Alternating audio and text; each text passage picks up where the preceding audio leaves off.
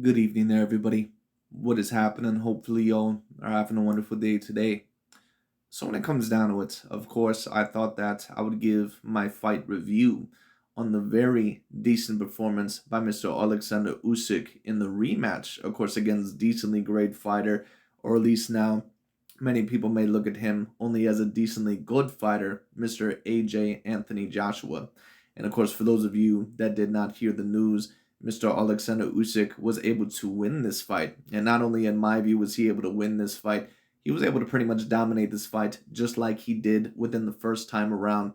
It just is what it is. Now, of course, for those of you that did pay attention to the decision or did watch the fight and paid attention to the scorecards, of course, you know that this ended up being a split decision, which I'm not necessarily shocked about because this was in Saudi Arabia. You know, this place favors Anthony Joshua. This is the exact same place where Anthony Joshua fought Andrew Ruiz in the rematch. When it came down to it, I knew that more than likely at least one judge was probably going to try to give Anthony Joshua the fight, even if more than likely he did not deserve it. And I like Anthony Joshua.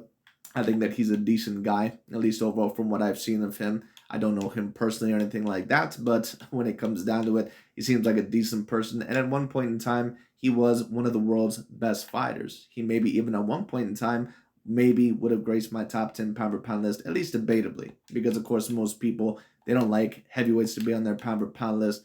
But that time is pretty much over for Mr. AJ Anthony Joshua. And it is going to be very interesting to see where at this point in time he goes within his career. But just to break down basically what I thought overall happened in this fight, the fight ended up going out just exactly like I thought that it would. And I said in my fight prediction, and of course there was a certain amount of people that maybe asked, or I seen on other videos or other certain, message boards where they said, well, maybe Anthony Joshua can come back just like he did against Andrew Ruiz. If that old same confident Anthony Joshua comes back just like he did before. And I said that in my opinion, especially on my fight prediction, that I don't think that we're ever going to see that old Anthony Joshua against Oleksandr Usyk, at least a quote unquote older, different version of Anthony Joshua, because I don't think overall that he's ever going to show the same amount of confidence against Usyk because he really has never seen a fighter like Oleksandr Usyk before. When you take a look at Oleksandr Usyk, it is a lot like watching a bigger version of Mr. Vasily Lomachenko, someone who has the angles, someone who is always constantly moving and keeping their head overall basically on a different level, who knows how to change levels, someone who is a very decent athlete, has an excellent gas tank, overall has decent power when it comes down with decent speed, and on top of that, just much greater boxing IQ than 99% of the guys that he is going to get in the ring with. Now, will Oleksandr Usyk become the complete undisputed heavyweight champion? We'll see what happens. It should be very particularly interesting. This is going to be interesting because either A, more than likely he's going to face Tyson Fury, or B, it is very possible that maybe Deontay Wilder could win the WBC title once again, or maybe he could face that overall of an Oleksandr Usyk first before he possibly regains the WBC title. Could there be a possible Deontay Wilder Oleksandr Usyk fight later on down the line? It is very possible. We'll have to see what happens. But just in order to talk about the fight when it comes down to it, and why do I believe that the fight ended up the way that it did? I think all in all that the fight ended up the way that it did, pretty much just the way that I explained in my fight prediction. Because I think Usyk is a different type of animal that Anthony Joshua has never seen before.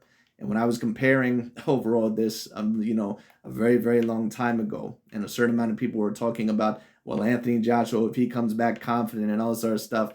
And I always kind of questioned that because I said, well, Anthony Joshua, in my opinion, it's going to be completely different coming up back against Oleksandr Usyk than what it was against Andy Ruiz. Because I could tell, and if you're intelligent enough overall to look and see what fights overall are competitive enough and what certain holes certain boxers may have, I knew that more than likely Anthony Joshua was going to beat Andrew Ruiz because I could see that a big part of the reason why Anthony Joshua lost to Andrew Ruiz is because A, he really did not take him that seriously, and B, Andrew Ruiz has a very, very bad amount of, or excuse me, he has a very, very big problem with his footwork because a lot of the times his feet are planted into the ground and he is not very good at overall pressuring certain fighters, at least effectively, especially overall if they have a certain amount of reach over him or if they're moving around him decently well. Oleksandr Usyk has no such problems. He can fight going forward, he can fight going backward, he can fight in basically any dimension that he wants to. And on top of that, I just believe that he is the completely wrong type of fighter for that of an Anthony Joshua. To be honest, Oleksandr Usyk may even be worse for Anthony Joshua than someone like a Tyson Fury. And the reason why that is because Anthony Joshua has never really dealt very well with those smaller grade fighters. And when I say grade fighters, excuse me, I shouldn't really say smaller grade fighters. I should say overall the smaller built fighters. He never really has dealt well with them. And the reason why that is because he relies a lot on his size overall, just like Mr. Vladimir Klitschko did, and overall, just like a certain amount of other bigger boxers do. And on top of that, he does not have an A-grade chin. So the whole entire time, there was that fear of, could this dude possibly hurt me, especially if I overextend or if he sees an opening? So that is the reason why I thought that Anthony Joshua, a lot of the times, did not end up throwing in this fight. And overall, to quote, this quote that I've used before, sometimes you have to risk it to get the biscuit. It just is what it is. And now that I think about it, I believe that that is actually a quote from the character Daryl from the show The Office, for those of you that have watched that, from the great comedic actor Craig Robinson. But anyways, there's a many different amount of quotes that could be used for that. The fortune favors the bold. You have to risk it to get the biscuit. And Anthony Joshua, in my opinion, he probably could have potentially won this fight had he been willing to take more risks in this fight. But I think that he was so afraid of Oleksandr Usyk, in my opinion, potentially knocking him out. Because I think that it was different in the Andrew Ruiz versus Anthony Joshua fight.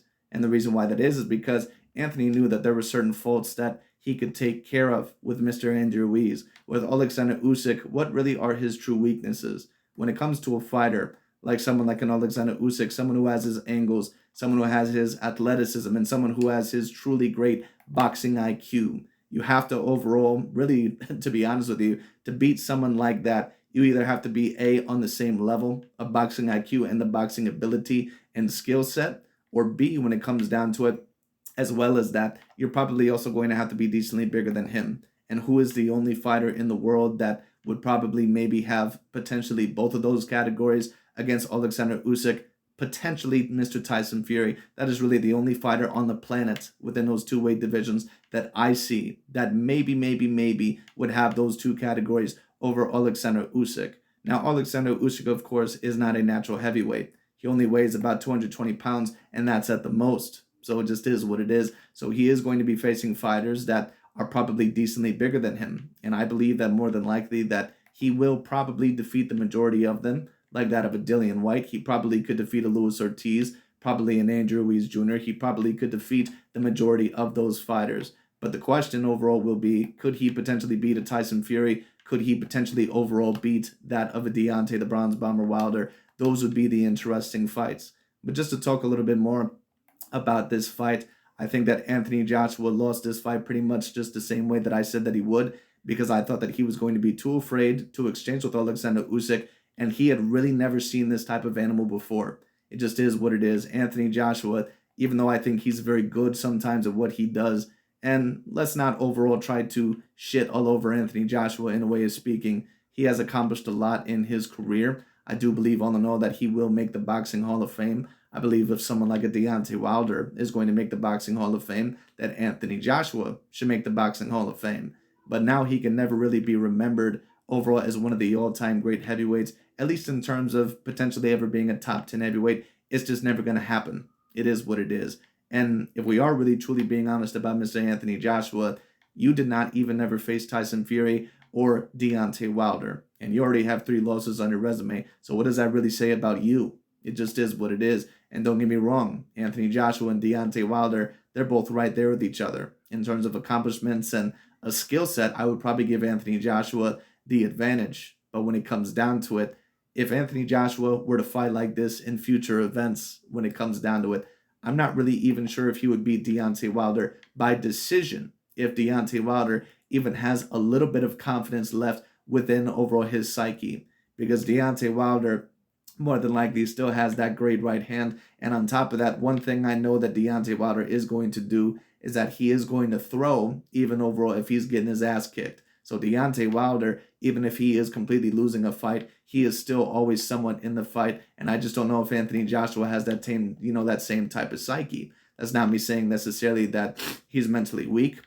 That's not me saying all in all that, he is a bad fighter. But all in all, Anthony Joshua, in my view, his career, I'm not going to say that maybe it is completely over, but at the same time, it is potentially over. And a certain amount of people, like I seen, I believe, a video by the IBFP when he was reacting to a Tyson Fury statement, and a certain amount of other people saying that if he ends up losing this fight, his career may be over. And a couple of people said, well, just because a fighter loses a fight, that just means that he's not the best in the world anymore. That doesn't mean that their career is necessarily over, right? But when we take a look at someone like an Anthony Joshua, the perspective basically on his loss is a little bit different, because Anthony Joshua at one point in time several years ago, or about 5 years ago, before he ended up losing to Mr. Andrew Ruiz the first time around, he was looked at as debatably the best heavyweight champion in the world. That was even over Deontay Wilder and over that of Tyson Fury, even though he was just starting to come back. And then when he was able to regain the titles over Mr. Andrew Ruiz, he was at least looked as the clear second best in the world. Now Anthony Joshua, there really is a debate about where does he truly stand, because he can't be above Tyson Fury. He can't be above Oleksandr Usyk, that's for sure. The question is he really even above Deontay Wilder at this point? And that's a good question. I probably would put him up there just because of his accomplishments, but it is a true debate. So Anthony Joshua, especially when you have someone all in all, and I could tell with some of the ways that he was talking in his post-fight interview, and listen, I get it. I cut him a little bit of slack. It is what it is. I heard from some people that Anthony Joshua was making some excuses. I can't really tell you that because I didn't watch the full thing, but some of the things that he was stating, it is very clear that Anthony Joshua, in my opinion, that he is mentally broken as a fighter. It just is what it is. And I think going into this fight, he knew more than likely that it was going to be overall a life or death situation. And I could tell from his energy that it was just different than the Andrew Ruiz rematch. He knew that this was a completely different boxer and a completely different animal that he had ever faced before. And I believe that more than likely he knew that there was a decent chance that maybe he would not come out in this fight as the victor. It just is what it is. That's what I truly believe. But just to talk a little bit more about the fight, I did see Anthony Joshua try to make certain adjustments. I seen him overall try to go to the body early. I seen him overall try to change levels, especially by moving his legs. And those are certain things that, in my opinion, that were not necessarily bad changes. But Anthony Joshua, in my opinion, he just does not have the right type of style, nor does he have the boxing IQ and probably the chin to beat someone like an Oleksandr Usyk, because Usyk is faster than him. When it comes down to it, he can hurt him with his power. And on top of that, Usyk is very, very defensively responsible. It's almost kind of like when certain fighters, even though I wouldn't always say that Manny Pacquiao was as defensively responsible as what he should have been, it's almost like when a fighter fights a Manny Pacman Pacquiao, like when Keith Thurman fought a Manny Pacquiao.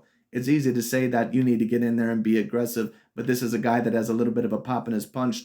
And on top of that, his speed is so phenomenal that when it comes down to it, he can move around. And not only is he quick with his hands, but he's also very quick with his feet when it comes down to it. So he can basically move around wherever he wants to and catch you almost from any type of angle.